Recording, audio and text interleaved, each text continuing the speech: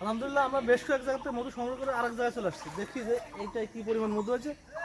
আসলে আমাদের বিভিন্ন জেলায় ঘুরে ঘুরে বিভিন্ন কায়দায় আর কি মধু সংগ্রহ করতে হয়।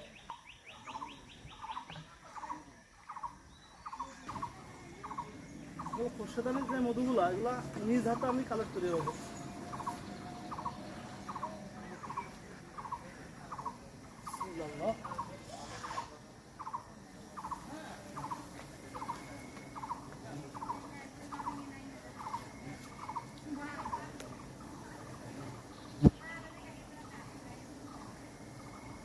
আমরা শুধু মধুটুক কালেক্ট করে নিয়ে আসবো, চার জায়গায় থাকবে।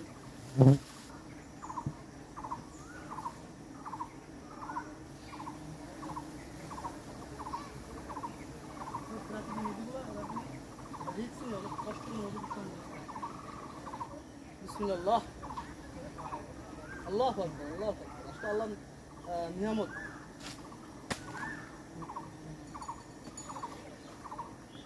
আমরা এই এই মধুর অঞ্চলটা কেটে নিচ্ছি, মিশে এসে ভালো করে দেখাবো আপনাদের। বিসমিল্লাহ।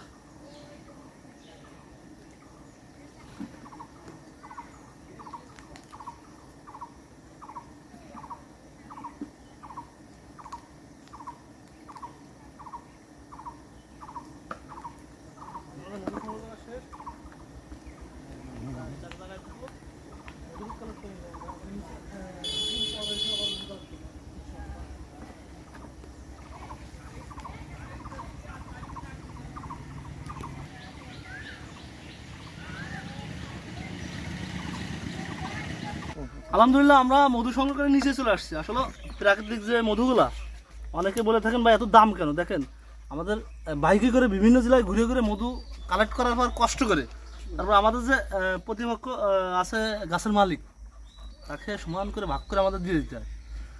তারপরে মধুর সংখ্যা কম হয় প্রাকৃতিকটা, তারপরে মধুর চাহিদা বেশি, এই কারণে এই মধুটার দাম বেশি হয়ে থাকে।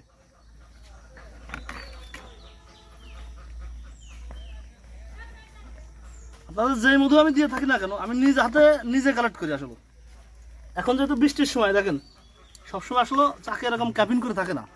অনেকে অনেক সময় বলেন ভাই মৌমাছি তো ক্যাপ করে দেয়। আসলে যখন শীতের সময় তখন তো বৃষ্টির সম্ভাবনা খুবই কম, তখন আসলে এরকম ক্যাপ করে না। এখন যেহেতু বৃষ্টির সময়, যে কোনো সময় বৃষ্টি ধরতে পারে, এই জন্য মৌমাছিরা দ্রুত ক্যাপ করে দিচ্ছে।